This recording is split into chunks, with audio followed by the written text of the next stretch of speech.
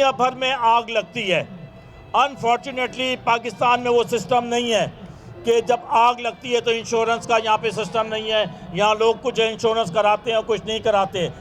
दुनिया में कई दुकानदार का नुकसान नहीं होता क्योंकि इंश्योरेंस उसको पे बैक करता है। अगर आप नहीं करा सकते तो ये सिंध गवर्नमेंट की जिम्मेदारी होनी चाहिए, सोशल सिक्योरिटी की जिम्मेदारी होनी चाहिए कि वो जब अब टैक्स लेती है तो ये क्या वजह है कि हमेशा जो आग लगती है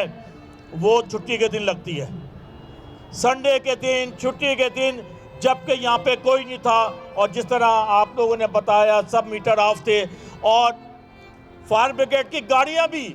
फेडरल गवर्नमेंट ने दी हैं, मगर उस पर पानी तो जाहिर है सूबाई गवर्नमेंट ने ही डालना है, वो फेडरल गवर्नमेंट नहीं आके डाल सकती थी। इसको आपको बहुत समझने की ज़रूरत है कि इस शहर के साथ जो ज़्यादतियाँ हो रही हैं, इंशाअल्लाह वो वक्त आएगा कि जब इस शहर से हम ज़्यादतियों का खात्मा करेंगे और हम सब आपके साथ खड़े हैं।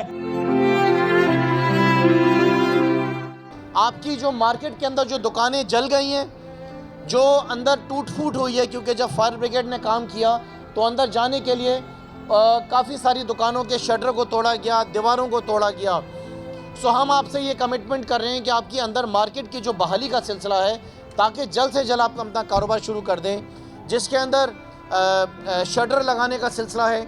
जिसके अंदर आपकी तमाम दुकानें जो टूट गई हैं उसकी मुरम्मत का सिलसिला है, जिसके अंदर रंग रोगन का सिलसिला है, और उसके साथ साथ जितनी भी मार्केट के अंदर वायरिंग का काम है,